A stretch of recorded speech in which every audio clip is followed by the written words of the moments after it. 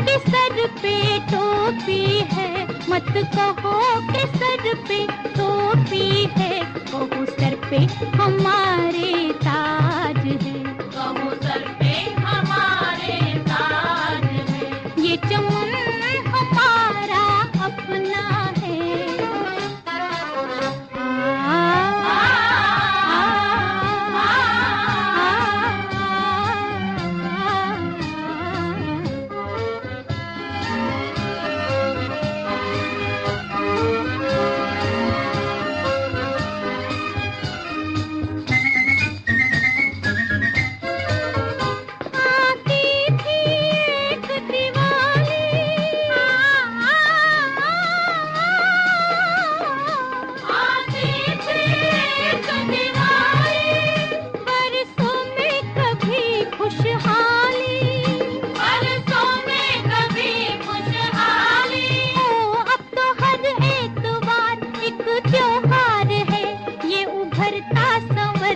समाज है ये चमन हमारा अपना है, इस देश पे अपना राज है, मत कहो कि सर पे। तो टेलीविजन सब्बरवाल साहब का बहुत बहुत शुक्रिया, इन्होंने मुझे आपके बीच में कुछ उम्र में मेरे से थोड़े बड़े हैं, उनको मैं बड़ा भाई बड़ी बहन कह सकता हूँ, और ज़्यादा बुजुर्ग तो दिख नहीं रहे जिनको मैं अपने बाप समान कह लूँ या माँ समान कह लूँ, तो मुझे अपने थोड़े से बड़े लग रहे हैं मुझसे। बहुत अच्छी बात है। सो सबसे पहले जैसे सब्बरवाल साहब ने विल की इंट्रोडक्शन की, तो मैं थोड़ी इनके विल में as a not don't take me as a legal but इनके साथ जैसे एज ए मजाक नहीं बता रहा हूँ। जैसे इन्होंने कहा कि अगर आपके पास कुछ भी नहीं है तो आपको विल की ज़रूरत नहीं है। सो ऐसा नहीं है, विल आपके पास होनी चाहिए। कल को किसी की लॉटरी निकल आएगी और वो पता लगे जी कि वो तो किसी को नाम करके नहीं गए, तो ये प्रॉब्लम आ सकती है। और जो विल है वो सबसे कोई मैंडेटोरी नहीं है कनाडा में कि आपके पास विल होनी चाहिए। अगर आपके पास विल नहीं है तो आम तौर पे लोगों में ये धारणा है कि अगर आपके पास विल नहीं है तो आपकी जो प्रॉपर्टी है वो सरकार ले जाती है। तो ऐसा की धारणा गलत है लोगों में। तो सबसे पहले मैं क्लियर कर दूं कि विल मैंडेटोरी नहीं है, लेकिन अगर आपके पास हो तो जो आपके वारिस हैं उनकी लाइफ थोड़ी इजी हो जाए। सो अगर हम विल से शुरू करें, विल डॉक्यूमेंट सबको पता होगा। विल एक ऐसा डॉक्यूमेंट है जो आपकी डेथ के बाद जो भी आपकी प्रॉपर्टी है जिसके नाम आप करके गए हैं वो उसके नाम कोर्ट के ऑर्डर से ट्रांसफर हो जाती है। अभी सब्बरवाल साहब ने एक बात और की कि आपकी प्रॉपर्टी अपनी होनी चाहिए, ये इनकी पड़ोसी की हो।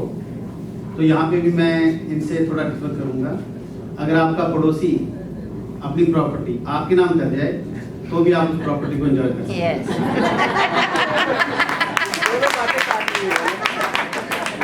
वो ये है ना, हो जाए आज की डेट में तो कुत्ते बिल्ली को ही छोड़ जाते हैं। यहाँ पर कई पड़ोसी हैं जो अपनी प्रॉपर्टी अपने फ्रेंड को छोड़ जाएंगे। हाँ जी, तो पटौरी साहब मैं आपका भी शुक्रिया करना भूल गया, क्योंकि जब मैं बैठा था तो योगा थोड़ी मेरे लिए डिफिकल्ट थी क्योंकि मैं पहली बार कर रहा था। लेकिन जब आपने हंसी आखिर में हंसी वाली की तो मुझे लगा मैं काफी देर बाद खूब हंसाऊं आज। तो उसके लिए आपका शुक्रिया। सो जैसे विल जो है वो आपकी आफ्टर डेथ एप्लीकेबल होती है। ड्यूरिंग लाइफ टाइम आप विल को चेंज कर सकते हैं एनी टाइम। आपको लगता है कि आपका वारिस आपको चेंज करना है या कोई ऐड करना है या कोई डिलीट करना है, तो सबसे पहला वर्ड जैसे इन्होंने कहा लास्ट विल कभी भी आप चेंज कर सकते, 4 महीने करें, हर साल बाद करें। तो जो विल है क्योंकि जैसे वो आफ्टर डेथ एप्लीकेबल है तो आपको मेक श्योर करना है कि उसमें आप अच्छी तरह पढ़ के उसके साइन करें, क्योंकि अक्सर हम रोज देखते हैं कोई ना कोई किसी को आपने कम दिया ज़्यादा दिया तो उसके बारे में तो हम किसी को सलाह नहीं देते कि आप अपनी बेटी को दो, बेटे को दो या किसी को दो, दैट्स योर विश। यहाँ पे तो अपने पेट्स के नाम पे भी कर देते हैं। कुछ लोग हॉस्पिटल्स के नाम भी कर जाते हैं कि जो हमारी जो बचेगा तो आप उसको हॉस्पिटल को दे दो, आपकी विश है। Will is a wish. So इसमें ध्यान देने वाली बात है कि जैसे इन्होंने कहा कि आप खुद भी विल लिख सकते हैं, तो अगेन उसको आप बड़े ध्यान से पढ़ के रिसर्च करके लिखें किसके नाम पे करनी है। और जो आप ट्रस्टी बना रहे हैं वो आपका विश्वसनीय होना चाहिए। सो ट्रस्टी होता है जो आपकी मनोपरांत आपकी विल को एग्जीक्यूट कराता है कोर्ट में एप्लीकेशन डाल। सो ये नहीं कि आपका जैसे आप अगर अपनी विल फर्स्ट करो अपनी वाइफ के नाम पे की तो वाइफ भी आपकी ट्रस्टी हो सकती है। सो अगर आपके बच्चे 18+ हैं और आपने बच्चों को देना है तो बच्चों को भी ट्रस्टी बना सकते हैं। वो जो विल है आप ट्रस्टी और बेनिफिशियरी सेम भी हो सकते हैं, लेकिन दोनों जो ट्रस्टी है वो 18 ईयर से ऊपर की एज का होना चाहिए और जो बेनिफिशियरी है वो छोटा बच्चा भी हो सकता है, लेकिन उसको मिलेगा ट्रस्टी के ऑर्डर के हिसाब से जो कोर्ट से ऑर्डर लेंगे। सो अगेन जैसे ये विल मैंने आपको कहा कि आप खुद भी हाथ से लिख सकते हैं, स्टेपल से भी मिल जाता है, like you can just perform, it's very simple. और जैसे मैंने आपको शुरू में कहा कि it's not mandatory in Canada. First करो कि एक प्रॉपर्टी हस्बैंड एंड वाइफ के नाम पे और उनके पास और कोई भी प्रॉपर्टी नहीं है, तो उसमें आपको विल की ज़रूरत नहीं है। अगर आप जॉइंट टेनेंट हैं तो लॉयर खुद ही ऑटोमेटिकली बाय डिफॉल्ट वो प्रॉपर्टी दूसरे स्पाउस के नाम करते हैं। So you don't require a will in that circumstance. उसके बाद इसमें 2 विटनेसेस होनी चाहिए। 2 विटनेस आपके वो हों कि जो आपके लिए वॉच करते हैं बाद में भी कि हाँ जी इन्होंने हमारे सामने एक दूसरे के सामने विटनेस ने और जो इसने विल लिखी है वो आमने सामने उसमें उसको विटनेस करना है। इसके बाद में एक डॉक्यूमेंट जो विल का है, इसमें और ध्यान देने वाली बात ये है कि जब भी आप किसी को कोई ऐसा बच्चा है या कुछ है जो अपने फैसले खुद नहीं ले सकता, उसको अगर आपने बेनिफिशियरी बना तो उसके लिए आपको केयरफुल और करना पड़ेगा।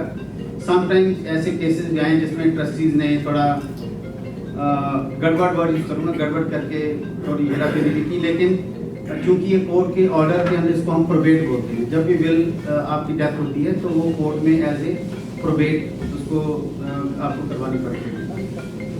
अगली चीज़ जो मैंने कह रहा था कि अगर आपके पास विल नहीं है तो उसमें भी कोई घबराने की बात नहीं है, लेकिन उसमें सिर्फ ये है कि हो सकता है कि आपने विल बनाई, आप चाहते हो कि मेरे 4 बच्चे हैं इनको ही दें या 2 को दें। अगर आपके बिल नहीं है तो फिर वो स्टेट के पास जाएगी, स्टेट फिर कोर्ट में एप्लीकेशन डाल के ये डिसाइड करेंगे कि जितने भी उसके बेनिफिशियरी हो सकते हैं उनको फिर सभी को नोटिस जाके फिर और उसके लिए थोड़ा प्रोसीजर लंबा हो जाता है। सेकंड थिंग इसमें मैं आपको, ये तो विल थी जो डेथ के बाद एप्लीकेबल होती है। एक हम अक्सर सुनने में आता है कि लिविंग विल क्या है। लिविंग विल में क्या है कि अगर आपके पास विल क्योंकि डेथ के बाद एप्लीकेबल होगी, एक power of attorney for property होती है। Power of attorney for property में आप अभी जिंदा हैं, लेकिन मेरे थोड़े शब्द हो सकता है ज़्यादा हार्श ना हो क्योंकि मैं यूज़ कर रहा हूँ, क्योंकि ज़्यादातर इंग्लिश में बोलना पड़ता है यहाँ, तो हिंदी में काफ़ी देर के बाद बोल रहा हूँ। सो अगर आप जिंदा हैं तो विल की कोई वैल्यू नहीं है, लेकिन power of attorney for property एक ऐसा डॉक्यूमेंट है, अगर आप अभी जिंदा हैं और आप किसी वजह से बीमारी के कारण या बाहर में फैसला नहीं ले सकते तो आप किसी को अपॉइंट कर सकते हैं अटॉर्नी, जो आपके बिहाफ पे मॉर्गेज वगैरह के डॉक्यूमेंट्स साइन कर सकते हैं। सो ये जो पावर अटॉर्नी फॉर प्रॉपर्टी है, जैसे ही आपकी डेथ हो जाती है जिसकी भी, तो उसमें ये पावर अटॉर्नी भी खत्म हो जाती है, फिर विल इनटू एग्जिस्टेंस आ जाती है। उसके बाद एक डॉक्यूमेंट है power of attorney for personal care.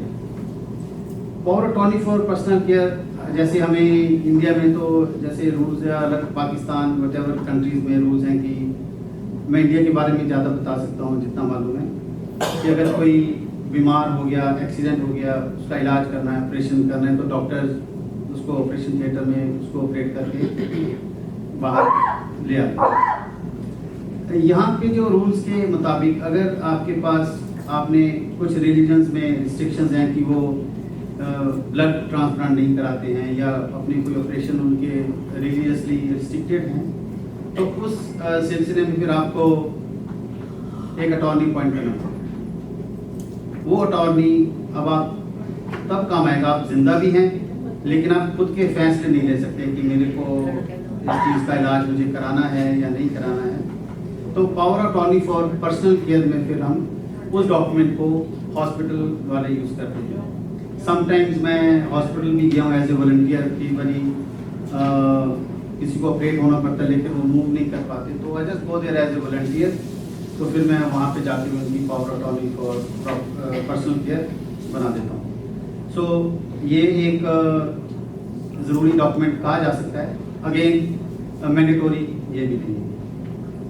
एक हेल्थ केयर डायरेक्टिव डॉक्यूमेंट बनता है जब आप कुछ लोग अगेन जैसे power of attorney for personal care में अगर आप कहते हैं कि बिल्कुल ही जैसे बेहोश हैं या मतलब आप चल नहीं सकते, आपको सब कुछ भी नहीं है, जैसे आप एक I don't know what to use that word, मैं यहाँ पे जिंदा लाश कह सकता हूँ, वेंटिलेटर पे हैं, वेंटिलेटर पे एक बार आपको घर भेज तो आप एक डिसीजन ले सकते हैं कि भैया मुझे I would rather stay at home then nursing. So एक ये डॉक्यूमेंट भी आप कंसीडर कर सकते हैं। तो मेरा ऑफिस मिसिसागा में है, अगर आप कभी भी चाहें, नॉट रिगार्डिंग विल, कोई भी आप मेरे से, सबरवाल साहब ने मुझे एक दो बार पहले भी कहा, जितने भी सीनियर्स होते हैं, हमने भी कल को सीनियर होना उसके करीबी हैं, तो जो भी हेल्प मैं आपकी कभी भी कर सकता हूँ, तो आप मुझे फ़ोन नंबर मैं अभी नोट करा दूँगा, तो आप मुझसे संपर्क कर सकते हैं। विल्स मैं खुद नहीं बनाता हूँ क्योंकि मेरी प्रैक्टिस ऑफ एरिया कुछ और है। सो आप अपने किसी भी लॉयर से, जो भी आपके अपने अपने लॉयर हैं, उनसे मिलिए, जिसके पास विल है उसको रिव्यू करा लीजिए। इसमें कई बार हम विल बना लेते हैं, हो सकता है वो जो जिसको आपने ट्रस्टी अपॉइंट किया है वो जिंदा है या नहीं है, या वो इनकैपेबल है किसी भी कारण, तो आपको ट्रस्टी चेंज करना है।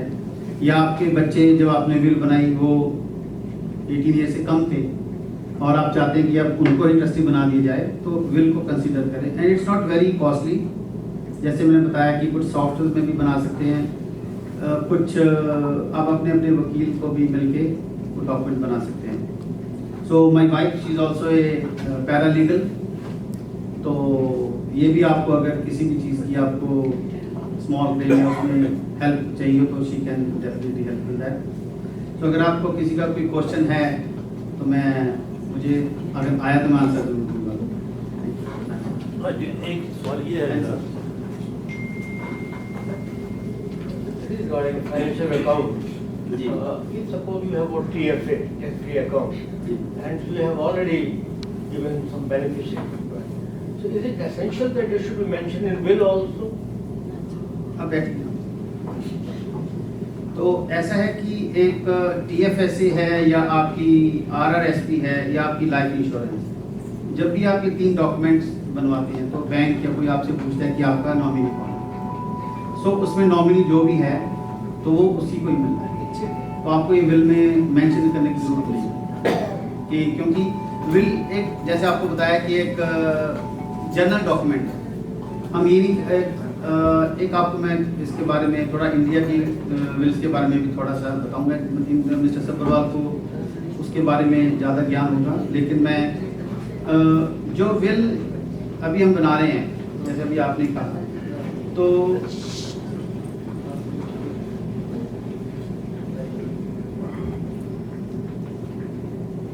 उसमें ज़रूरी नहीं है कि हमने जो प्रॉपर्टी मेंशन की है विल में, 2 तरीके की आप मेंशन कर सकते हैं कि ये घर इसको जाएगा, ये घर इसको जाएगा, ये प्रॉपर्टी ये गहना इसको जाएगा, कैश इसको जाएगा।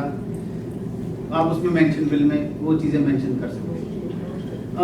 आमतौर पे लोग जनरल विल इसलिए बनाते हैं कि मान लो आपके पास आज एक घर है और आपने विद ड्यूरेशन टाइम 4 घर बनाए, तो आप उसमें लिखेंगे जो भी मेरी पर्सनल प्रॉपर्टी जो भी फाउंड है, उसमें तो हम अराउंड द वर्ल्ड में लिख देते हैं, लेकिन ऑन्टेरियो लॉज के मुताबिक जो भी आपकी प्रॉपर्टी ऑन्टेरियो में या कनाडा में है उसमें आप उसके मेंशन कर सकते हैं।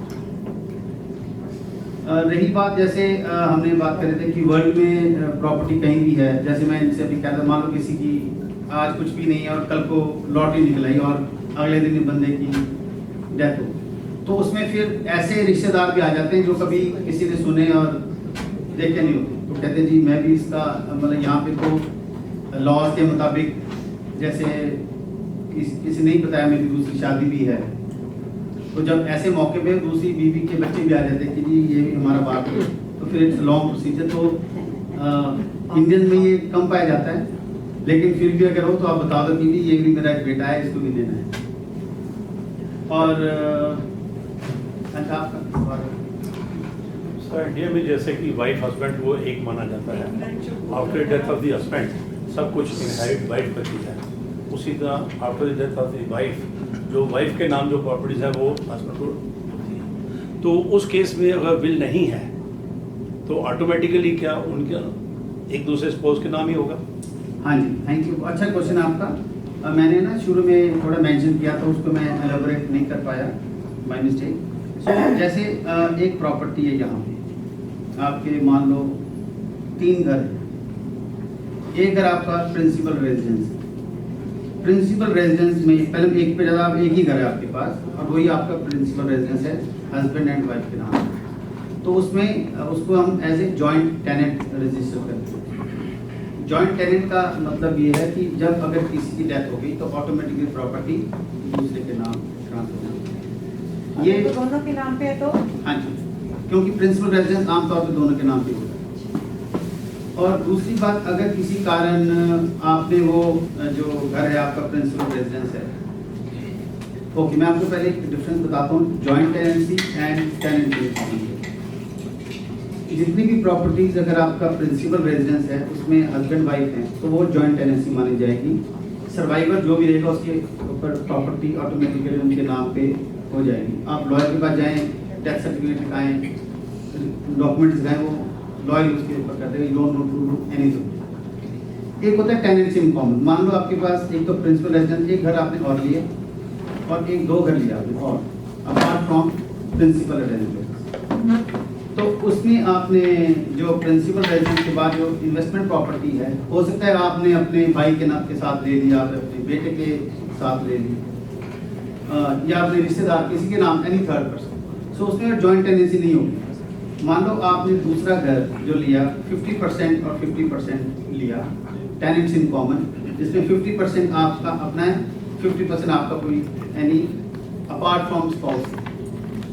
तो जब इन केस ऑफ डेथ हो जाती है तो वो जो 50% आपका है वो आपकी स्टेट को जाएगा।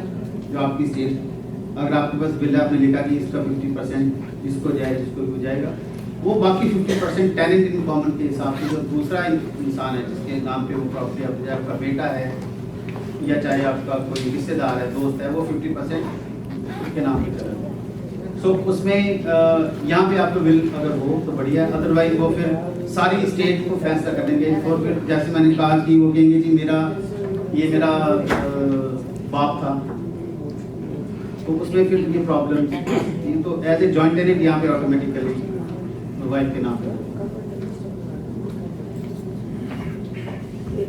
बिल लिखने के बाद किसी के सामने बिल लिखनी चाहिए कि अपने आप ही लिखते हैं, और उसके जो साइन है वकील से करवाने चाहिए कि कोई नहीं, वकील के साइन होने बिल में जरूरी नहीं है। नहीं है? हाँ जी। अच्छा। तो उसमें क्या है कि जब बिल बनती है तो उसमें विल डॉक्यूमेंट के साथ 2 विटनेस चाहिए। 2 विटनेस जो हैं, जो अगर इनके, क्योंकि बिल चैलेंज भी हो जाती है, जो विटनेस है घर के ही लोग लगा सकते नहीं, कोशिश करें कि आपके दोस्त हों। अच्छा। क्योंकि अगर कोई मान लो कि मैंने बिल बनाई और मैंने अपने बहू को विटनेस बना दिया, नहीं हो सकता। मैं आपको एग्जांपल देता हूँ। हाँ। तो कल को अगर बिल चैलेंज हुई तो अगर मेरे 2 बेटे हों, कहेंगे नहीं ये तो सारे मेरे को देके दी, विटनेस को पूछ लो आप, ये तो साइन किए। तो वो बंदा हो जो आपका विश्वसनीय हो, जो आपके मरने के बाद भी आपकी वो करे कि जी हाँ ये साइन मेरे सामने। तो इसमें लॉयर के जो विटनेसेस हैं, 2 जो विटनेस हैं, उनके एफिडेविट लगाते हैं। वो एफिडेविट देते हैं पहले अच्छा। जिस दिन बिल बने कि ये डॉक्यूमेंट जो बिल है ये हमारे सामने साइन हुई है। मतलब कि जो हम 2 बनाएंगे उनके चाहिए, वो जो 2 विटनेस है उनके, आपकी बिल होगी उसके ऊपर वो 2 विटनेस साइन करेंगे। उनके लॉयर के साइन होने चाहिए? नहीं, वो लॉयर की तो जरूरत अभी नहीं है, उन्हीं के साइन होंगे बिल पे, आपके और 2 विटनेस। फिर एक एफिडेविट लगेगा जो पहले ही लोग बना लेते हैं। कल को वो जिसने वो गवाही दी है, विटनेस किया, हो सकता है वो अवेलेबल ना हो डेथ हो गई या मूव कर गया कहीं, सो वो एफिडेविट आप पहले ही बना के लॉयर से अटैच करा लेते हैं। ये लॉयर ने जब स्टैंप लगा दी कि इन दोनों विटनेसेस ने ये कहा है, मुझे खलफिया बयान दिया है कि ये विल हमने, उसमें लॉयर के एज ए टेस्ट होगा वो कमिश्नर, उसमें मैं आई थिंक आप लॉयर की भी जरूरत नहीं, क्योंकि वो डॉक्यूमेंट कमीशन होना है एफिडेविट। सो यहाँ पे कनाडा में कुछ ऐसे भी ऑफिसेज हैं या कुछ ऐसी शख्सियत हैं जिनके पास वो कमीशन के डॉक्यूमेंट हैं, शायद इस ऑफिस में से शायद सिटी हॉल में भी हो, तो उनके पास पावर्स होती है, लेकिन कमीशन तो वो फैसिलिटीज।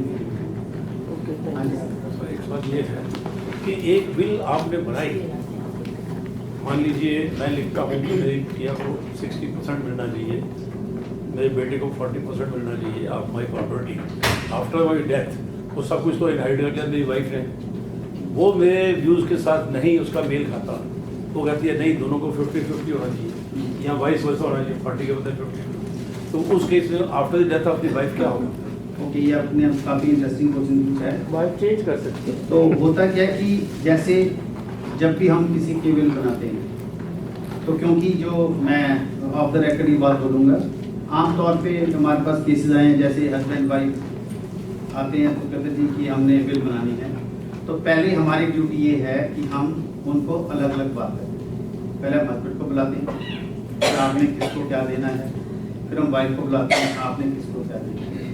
तो उसमें कई बार क्या होता है कि अगेन ऑफ द रिकॉर्ड मैं बात एज नॉट एज लॉयर बता रहा हूँ, क्योंकि हमारा समाज काफ़ी देर से अनफॉर्चुनेटली मेल डोमिनेटेड रहा और अब भी काफ़ी हद तक देखने में आता है, क्योंकि हम रोज इस चीज़ को महसूस करते हैं। इट्स वेरी अनफॉर्चुनेट, हम बहुत आगे बढ़ के भी पीछे रह गए। तो हमें कहते हैं जी कि इसको छोड़ो, आप इसमें लिखो कि इसको देना, इसको देना, इसको देना। तो वो जैसे मैंने अब तो मैं विल नहीं बनाता, जब मैंने शुरू में बनाई तो मैं राइट अवे उन क्लाइंट्स को ही घर भेज रहा कि मैंने तो तुम दोनों को एक्ट नहीं करना, क्योंकि मेरा कंफ्लिक्ट ऑफ इंटरेस्ट है। तो फिर लेकिन अकॉर्डिंग टू लॉ आपने अलग अलग उनसे मिलना है। अगर तो आपका इसमें एक फैमिली लॉ एक्ट भी एंटर कर जाता है, जो आपने भी बात की, वो थोड़ा लंबा है पर लेकिन मैं उसको नक्शल में बता देता हूँ। जैसे अगर जॉइंट टेनेंसी है, जो आपने कहा प्रिंसिपल रेजिडेंस है आपका और आप जॉइंट टेनेंट है, फिर तो ऑटोमेटिकली 50-50 हस्बैंड वाइफ का ही है। चाहे उसमें अगर कई बार हो सकता है मॉर्गेज के कारण हस्बैंड का नाम ही है, वाइफ का नहीं है, या मैरिज के बाद घर लिया गया तो मैट्रिमोनियल होम बन गया, इसके ऊपर भी वाइफ का 50% हक है। अगर वो हस्बैंड कहता है कि मेरी विल के मुताबिक इस घर को 100% किसी को दे दो, तो वो नहीं दिया जा सकता, वो फैमिली रेजिडेंस वाइफ के नाम है। जो दूसरी प्रॉपर्टीज बताई मैंने आपको इन्वेस्टमेंट के तौर पे जो ली है, उसमें आपकी विषय आप किसको भी दे सकते हैं। 60 बेटी को देनी है, बेटे को देनी है, पड़ोसी को देनी है, किसको देनी है, ये हुआ कुछ आपकी लगा नहीं। मेरा सवाल ये था जी कि मेरी इच्छा है जब बेटिया को 60% हो, बेटे को 40%, आफ्टर माई डेथ वाइफ सोचती है मेरी डेथ के बाद सब कुछ वाइफ का हो गया। नहीं, अगर आपने बिल में लिख दिया मैंने, आपने बिल में लिख दिया कि भैया ये घर, लेकिन इसको after my death everything goes to my wife. नहीं, वो आप मेंशन करते हैं, वो आप मेंशन करते हैं। आप अगर दो तरीके आप ये कह सकते हैं कि मेरे बाद मेरी वाइफ को जाए, उसके बाद मेरे बच्चों को, जैसे मैंने अपने फैमिली लॉ एक्ट। लेकिन मेरी डेथ के बाद तो सब कुछ वाइफ का हो गया। नहीं, ये इनका क्वेश्चन ही आसान नहीं ले। मैम, समझ- ये कह रहे हैं ना कि अभी आपने बताया ना कि इनके बाद इनकी वाइफ को हो जाएगा सब कुछ। ये कह रहे हैं कि मैं जो लिख किया बिल कि मेरी वाइफ चेंज कर सकती कि नहीं कर सकती। नहीं, वही That's why कह रहा हूं, he's asking. अगर तो आपकी ये मैंने अगर क्लियर नहीं कर पाया आपको, सॉरी फॉर दैट। अगर आपका प्रिंसिपल रेजिडेंस है, जहाँ आप रहते हो, मैट्रिमोनियल होम है, जहाँ आप एक घर को डेजिग्नेट करना पड़ता है, उसको आप वाइफ को ही जाएगा, वो आप अपनी बेटी को या बेटे को नहीं देता, वो उसको ही जाएगा। बाय फैमिली लॉ के हिसाब से विल में लिखा है, ले लिखा। जो आपकी इन्वेस्टमेंट प्रॉपर्टी है, वो आपने ये लिख दिया कि भैया वाइफ को जाए, आपने मेंशन क्लियर करना है कि ये मेरी वाइफ को जाए, मान लो 10%, 30% मेरे बेटे को, 60% मेरे बेटे को, तो 100% को विल ही चलेगी उसमें, क्योंकि वो इन्वेस्टमेंट प्रॉपर्टी, उसमें विल के हिसाब से डिसाइड होगा। वो ये नहीं कह सकते कि आपकी वाइफ कहेंगी जी नहीं ये तो मैंने तो अपने नाम ही करना है। सिर्फ मैट्रिमोनियल होम में उसका 100% राइट है हस्बैंड और वाइफ।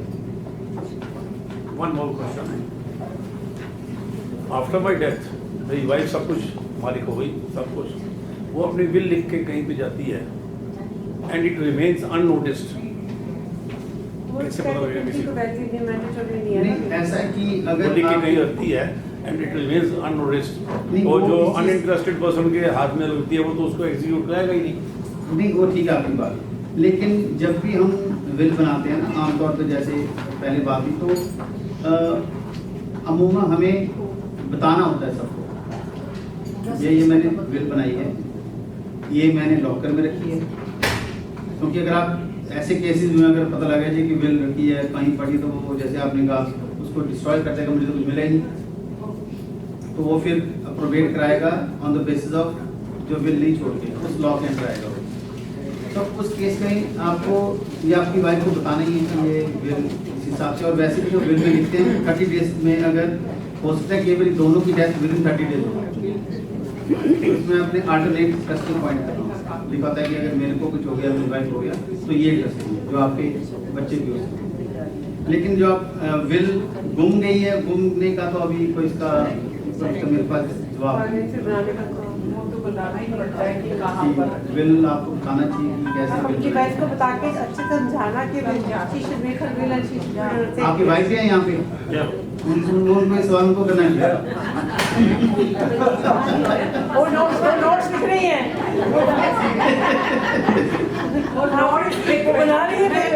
मैं सोच रही हूँ कि ऐसा कैसे होगा, फिर क्या करूँगी मैं इसमें बात कर रही हूँ आप सिर्फ अपनी जिंदगी जिए ना, आप अपनी जिंदगी जिए और आप जो चाहते हो लिखे जाएं अपनी जिंदगी इस टेंशन में न बताएं कि मेरे बाद क्या होगा। मैं सोच रही हूँ कि कहीं इनके दिमाग में ये तो नहीं आ नहीं, इनका दिमाग मैं कहाँ छोड़ते जा रही हूँ। इनका दिमाग आप पढ़ने लड़ना नहीं, एक कॉपी लड़ाई वाली कोई बात नहीं थी। लड़ाई है आज हमें हाँ एक मिनट इनका क्वेश्चन इनका क्वेश्चन सुन लेते हैं, शायद आपको भी काम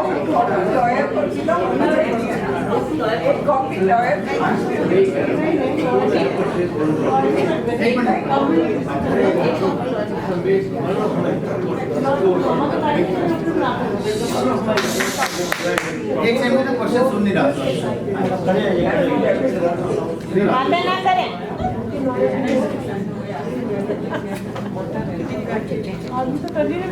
Question is, suppose I have purchased one property and I have made one of my sons, I have got suppose 3 sons or 4 sons, so one of my sons is a joint property holder. So after my death, will it automatically go to my son or other brothers can also challenge it? Okay so जो मेरी understanding है question की, आपने मान लो एक तो आपका principal residence है, आपने घर और खरीदा, No, I don't have anything. I am living with my son, one of my sons. ठीक है, And now I have purchased one property. अब वही मैं कहने का आपने घर और लिया, ठीक है, So that is was on my name, so I made my son as joint. आप उसमें ऐसा होता है कि जैसे मैंने आपको ना joint tenant and tenant in common के बारे में फिर बताता हूँ कि टाइम हमारे पास है right. Joint tenant husband wife, अगर और कोई नहीं हो, अगर हस्बैंड की डेथ होगी तो जॉइंट टेनेंसी के हिसाब से प्रॉपर्टी स्पाउस के नाम पे हो जाएगी। अगर जो आपने कहा एक आपने घर और लिया जिसमें फर्ज करो, वैसे तो आपका लॉयर ही आपको तब समझा देगा कि 50% आप इसमें जितना भी शेयर है 90 आपका 10 है वटेवर, बाकी जो है आप दोनों टेनेंट इन कॉमन है, only husband and wife are joint tenant, apart from that all relations are tenants in Second case. Yes. तो टेनेंट्स इन कॉमन में आपके बेटे के हिस्सा आप उसकी स्टेट को जाएगा, आपकी प्रॉपर्टी का हिस्सा आपके जॉइंट टेनेंसी टूट जाती है on the date of death.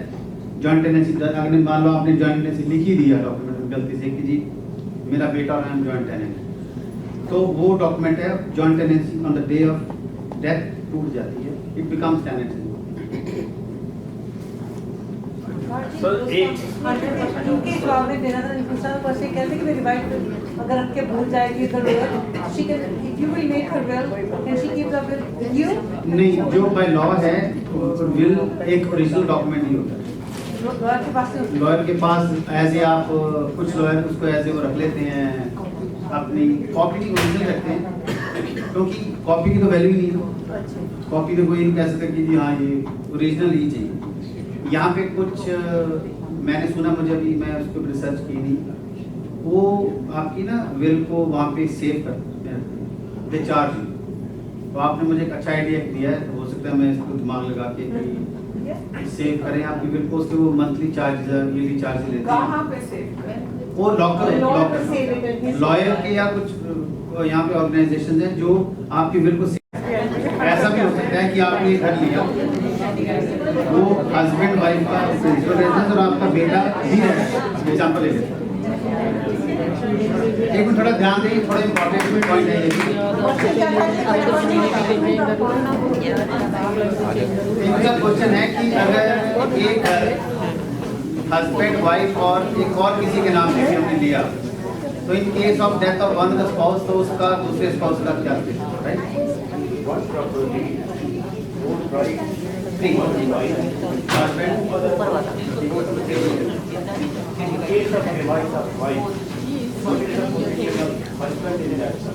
Okay, मैंने आपको नहीं पहले भी इनका एक क्वेश्चन था, मैं दोबारा बताता हूँ। वो property tenant in common, tenant in common, ठीक है। वाइफ का हिस्सा स्टेट को जाएगा और बाकी दो जो है वो उनकी स्टेट को जाएगा, स्टेट में जाएगा उसकी, जो भी इसकी स्टेट बनेगी ना, स्टेट फॉर्म होगी। स्टेट होता है जैसे जब भी कोई चीज़ किसी की डेथ होगी तो किसी तरह संभालने जो उसको बेचेगा या स्टेट होते हैं, उसका एक ट्रस्टी पॉइंट हो सकता है। Let us have some general question. I think it is already over. So nice of you. जी, पहले मैं आपसे प्रार्थना करूंगा कि बिल्कुल शांति का दान दें, क्योंकि थ्रू आउट आपने बहुत अच्छा। अब एक चीज है कि इसके क्वेश्चंस बहुत ज्यादा हैं और स्पेसिफिक क्वेश्चंस होते हैं, ठीक है ना? तो that is a legal advice. मेरा मतलब ये था कि यहाँ पर एक जनरल आइडिया आपको हो जाए और उसके बारे में जो डिटेल है आप इनसे मिलकर फिर वो कर सकते हैं।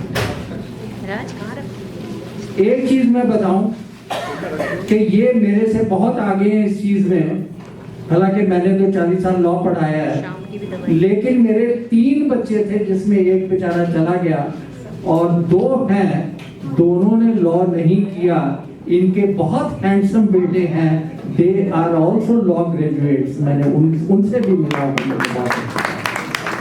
इनकी पूरी फैमिली वो पैरालीगल से है, ये खुद बैरिस्टर हैं, इनके बच्चे जो हैं वो भी बैरिस्टर हैं। बहुत कहता हूँ कि बहुत ही धन्य है ये कि इनकी पूरी फैमिली, मेरी फैमिली में कोई बच्चा लॉ में नहीं गया। उन्होंने कहा कि हम तो टीचिंग में जाएंगे, वो टीचिंग में चले गए। एक तो ये है। दूसरा, इसके बहुत से क्वेश्चंस हैं। ये जो इन्होंने लॉ बताया वो ऑन्टेरियो के लिए, हमारे जितने प्रोविंसेस हैं हर एक का सेपरेट लॉ, सब सॉवरेन है। ये इन्होंने यहाँ का बताया।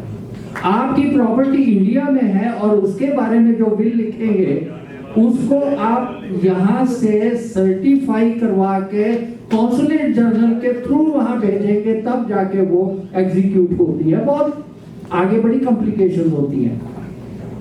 मैं बिल्कुल इंटरफेयर नहीं करना चाह रहा था, लेकिन इन्होंने उसमें बहुत अच्छी बात कही कि जो फ्यूचर में आप एक्वायर करते हैं वो प्रॉपर्टी के बारे में भी आप विल दे सकते हैं, लिख सकते हैं। वो बहुत अच्छी चीज है। इसके बहुत से एस्पेक्ट्स हैं, जैसे रेखा जी ने कहा कि साहब वही अगर पता ना चले कि आप लिख के कहाँ रख गए तो इसका कोई एंड नहीं है इन सब चीजों का। एहतियात अपनी तरफ से करिए, कोशिश करिए। जैसे इन्होंने कहा कि एक कॉपी आप अपने बैंकर्स को दे सकते हैं, एक कॉपी अपने एडवोकेट को दे सकते हैं। और एक चीज जो आनंद साहब आपने कही, इन्होंने बहुत क्लियर कर दिया आपको कि beneficiary can never be witness. अगर आपने विटनेस बना दिया इट इज लीगल, आप वकील को विटनेस नहीं बना सकते। दूसरा ये होता है कि कई बार आप बिल अपने टाइम में किसी को बताना भी नहीं चाहते, जैसे आप किसी को ज्यादा देना चाहते हैं किसी को कम, तो आपके बैठे बिठाई झगड़े शुरू हो जाएंगे। ये भी मसला है कि साहब उसको दे दिया, उसको मुझे नहीं दिया, ये नहीं किया, ठीक है आप उसके यहाँ रहिए और मेरे यहाँ मत आइए। ये भी बहुत मसले होते हैं। हमारे कुछ ऐसे मसले हैं जो लीगल उससे बाहर हैं, लीगल की हदूद से बाहर हैं, तो वो बहुत डिस्कशन हो सकती है।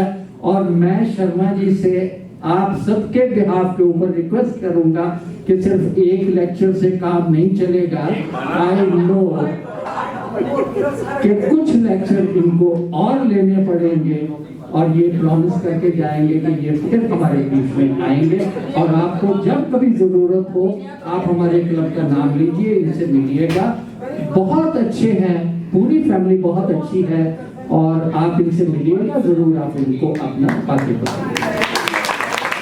आप मैं पूरे क्लब की तरफ से, अपनी तरफ से और अपने पूरे क्लब की तरफ से आपका बहुत बहुत धन्यवाद करता हूँ। आपने आके हमारे क्लब में सबको बहुत एनलाइटन किया, उनकी बातों को सुना और उनको बताया।